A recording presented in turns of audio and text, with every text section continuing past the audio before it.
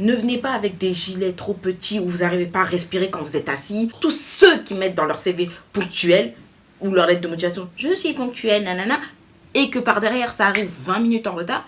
Ah non, ça colle pas, c'est pas possible.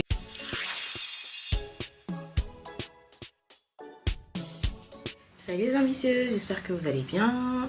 Je suis là pour une nouvelle vidéo cette semaine pour savoir comment réussir son entretien d'embauche. Donc sur le blog, si vous n'avez pas vu, je vais essayer de vous mettre ça là quelque part. Je vais vous montrer que sur le blog, je vous ai fait un article où je vous explique comment réussir à trouver son entreprise d'alternance.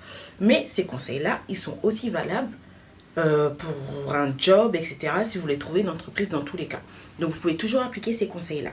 Donc je vous laisse aller lire l'article si vous ne l'avez pas fait. Donc vous pouvez mettre sur pause, aller lire l'article et puis voilà. Quand on réussit à décrocher son entretien, il faut continuer à charbonner pour réussir à faire bonne impression à la personne qu'on a en face de nous, c'est-à-dire le recruteur. Et donc voilà. Donc je vous explique un peu mon parcours pour pas que vous vous dites mais celle-là elle vient d'où? Elle vient nous donner des conseils alors que voilà quoi. Non, pause. Alors moi, j'ai fait des études de ressources humaines et donc j'ai fait mon blog où je parle de mon expérience, mon parcours, mes études avec mes enfants, comment ça s'est passé. Et oui, j'ai fait de l'alternance avec ma fille qui était dans mon ventre et ma fille que je mettais chez la nounou. J'ai réussi à trouver mon entreprise et à décrocher 5 entretiens, je crois. Et sur ces 5 entretiens, au final, j'ai vu mon évolution. Je vais vous faire une story time. La deuxième vidéo, elle est là. Si vous voulez tout savoir sur les 5 entretiens que j'ai passés et comment ça s'est passé avec des entretiens foireux de chez foireux. Bref, revenons à l'essentiel. Je vais vous donner mes conseils en tout cas pour réussir un entretien et je pense que c'est vraiment nécessaire. J'espère que ça vous aidera dans tous les cas. Mais avant toute chose, vous savez ce que vous devez faire. Vous devez cliquer sur pause, descendre juste en bas pour vous abonner. Vous pouvez activer la cloche, ça vous mettra les notifications dès que je mettrai une nouvelle vidéo. Et puis il y a plein de vidéos qui doivent arriver, donc n'hésitez pas à vous abonner et à cliquer sur la cloche. C'est parti pour les conseils. Qu'un entretien, ça se prépare. Vous ne pouvez pas venir comme ça, en pyjama ou sorti tout droit du lit le matin et venir à l'entretien. Non, parce qu'en face de vous, vous aurez peut-être des concurrents sortis d'une autre école, si c'est de l'alternance ou même pour un job. Mais vous aurez des concurrents, vous ne savez pas les concurrents, ils sortent d'où? Peut-être sortis d'une école, ils seront préparés. Bref, ils auront des compétences de malade. Il faut que vous sachiez vous démarquer. Donc, préparez votre entretien.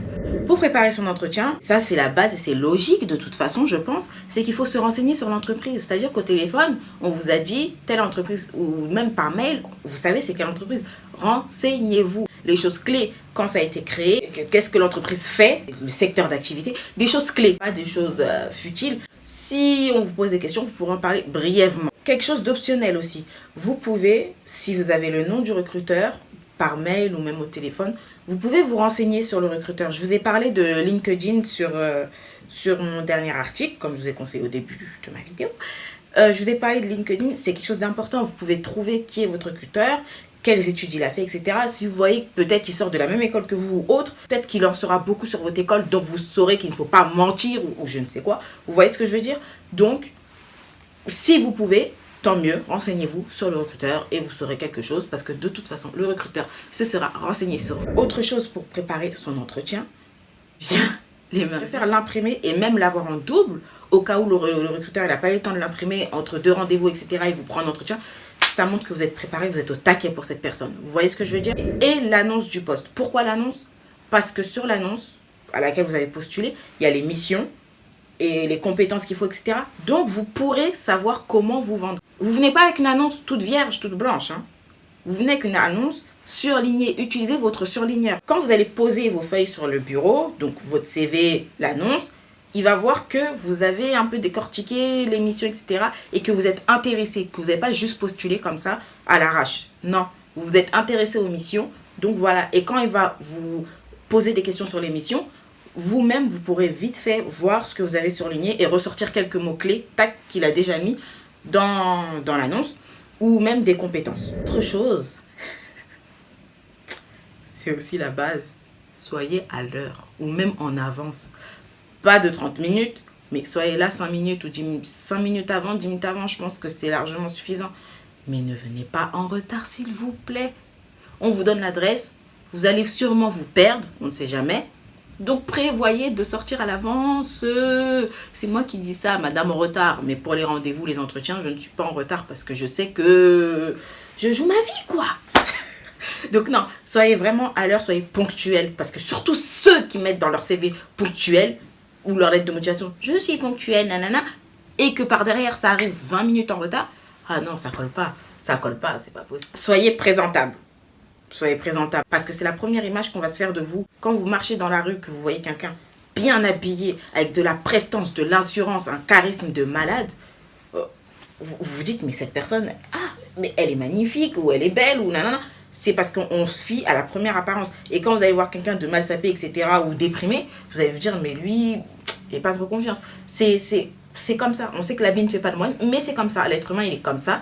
Et donc, oui, on va se fier à la première apparence. C'est vous-même, vous le faites. Donc, pourquoi le recruteur ne le ferait pas? C'est automatique. Ne venez pas avec des gilets trop petits où vous n'arrivez pas à respirer quand vous êtes assis, ou... Voilà, ne venez pas en transpiration, en sueur. Non, avant l'entretien, apprenez et essayez de vous entraîner à vous présenter rapidement. Préparez votre présentation rapidement. Essayez de vous présenter en 1 minute. Parce que si vous arrivez à vous présenter en 1 minute, en bref, si on vous demande de vous présenter en 2 minutes ou en 5 minutes, vous saurez le faire et vous mettrez un peu plus de détails. Soyez bref, précis. Donnez les points clés de votre parcours. Et voilà, faites le test, réessayez, et vous serez plus à l'aise quand vous serez devant le recruteur qui vous demandera de vous présenter. Ensuite, au niveau de votre parcours, il faut savoir une chose. C'est pas parce que vous avez fait une pause dans votre parcours scolaire ou que vous avez des difficultés, etc., que vous ne pouvez pas trouver d'entreprise. C'est pas parce que vous n'êtes pas le premier de la classe que vous ne pouvez pas trouver d'entreprise ou autre, ou un job, ou que vous sortez du 93 que vous ne pouvez pas trouver des entreprises. Je sais qu'il y a de la discrimination, qu'il y a des jugements, etc., mais c'est pas pour autant que vous devez y aller en ayant le moral à zéro, parce que ça va se ressentir. Quelqu'un qui est déprimé et il sait que tout est foutu, mais il vient pour venir, ça se ressent. Quelqu'un qui est déterminé, qui a la niaque, ça va se ressentir aussi. Alors, rassurez-vous comme vous le pouvez et ayez la niaque en fait.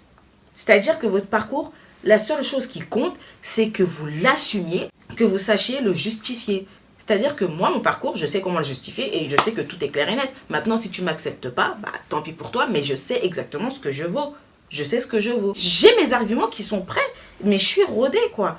Maintenant, si on ne m'accepte pas pour ça, c'est qu'il y a une personne à côté qui a été meilleure que moi, et tant pis pour moi, et je continue à me battre. Il faut savoir se vendre. Il faut savoir se vendre, et quand on vend, on argumente, et on lâche rien.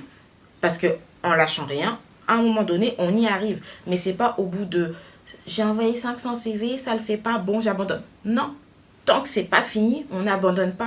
Autre conseil, préparez des questions. Parce qu'en général, une personne qui pose des questions à la fin de l'entretien, ou même au début de l'entretien, ça montre que la personne elle est intéressée. Si vous arrivez à établir un lien avec le recruteur au début, vous savez quand il vient vous chercher, tant mieux. Posez des questions simples, comme ça fait longtemps que vous êtes situé ici, ou des questions sur l'entreprise simples à la fin de l'entretien. On peut poser des questions sur le poste aussi. N'ayez pas peur de poser des questions, c'est normal et ça montre votre intérêt pour le poste. Ça ne veut pas dire que vous êtes bête, ça montre votre intérêt pour le poste. Ça ne veut pas dire demander si le matin vous avez droit à un café au chocolat. Non, c'est non, café au chocolat. Non, ça vous pouvez le préparer grâce à l'annonce que vous aurez déjà surlignée. Enfin, pour finir, dernier conseil, le plus important pour moi, le conseil que tout le monde peut vous donner normalement, c'est souriez. Souriez. C'est hyper important. Pourquoi? Parce que quand on sourit, on parle d'une autre façon. Il y a une différence entre bonjour, je suis Awa, je viens pour l'entretien de... et bonjour, je suis Awa, je viens pour l'entretien. Vous voyez la différence? Il y a une différence d'intonation, une différence de comportement. Et on sent votre sourire et automatiquement, un être humain normal, j'ai bien dit normal, vous souriez, il va vous retourner le sourire. Donc voilà, souriez, appliquez tous les conseils que je vous ai donnés. Si vous avez d'autres conseils, n'hésitez pas à les mettre en commentaire, ça me fera vraiment plaisir. Ça aidera la communauté des ambitieux et je vous dis à bientôt. N'hésitez pas à regarder mes autres vidéos, continuez à vous abonner, à liker, un max de partage pour aider tout le monde à décrocher ses entretiens et à réussir. Et voilà, je vous fais plein de bisous et je vous dis à bientôt.